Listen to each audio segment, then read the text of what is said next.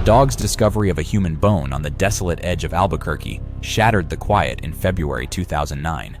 Soon, the world would know this barren stretch as the hunting ground of the West Mesa bone collector.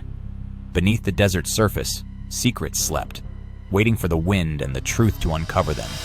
A tan mutt nosed through dry brush, pausing at something pale jutting from the sand, a human femur, sun-bleached and unmistakable.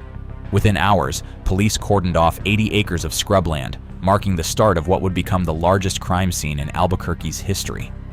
Excavation teams uncovered the remains of 11 women and 1 unborn child, the bodies buried in shallow graves and concealed by decades of wind-blown dirt.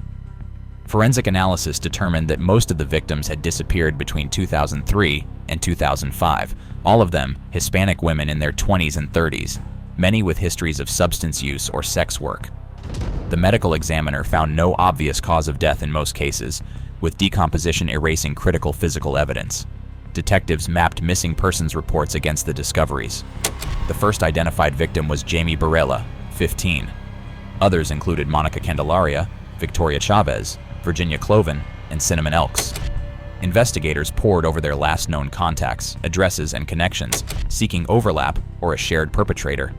Suspect lists grew quickly. Lorenzo Montoya, a local printing press operator, was scrutinized after police learned he frequented sex workers and lived less than 3 miles from the burial site. In 2006, Montoya strangled a woman in his trailer before being shot and killed by her boyfriend. He was never formally charged in the West Mesa case, but remained a focal point due to proximity and violent history.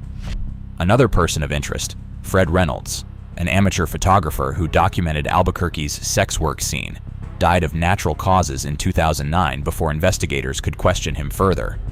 Ron Irwin, a photographer from Missouri, was also investigated after his travel records placed him in New Mexico during the disappearance window, but he was ultimately cleared. Searches extended to possible links with long-haul truckers, who might have used Interstate 40 to pick up and drop off victims unnoticed. Digital records, cell tower pings, and DNA evidence were compared across state lines. Despite these efforts, no direct forensic link tied any suspect to the burial site.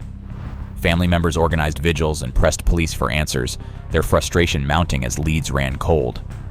Theories abounded. Was this the work of a transient serial killer or someone embedded in the local community? To this day, the identity of the West Mesa bone collector and the methods used to select and lure victims remain unknown. The case file stays open, with new tips still trickling in, but the critical evidence needed to close the case remains elusive. The desert keeps its secrets, and the West Mesa bone collector remains a chilling phantom, whether a cunning local predator or a nameless drifter who vanished into the dust. 11 women and 1 unborn child still cry out for justice. What's your theory? Was the killer hiding in plain sight, or did they slip away forever? Comment below.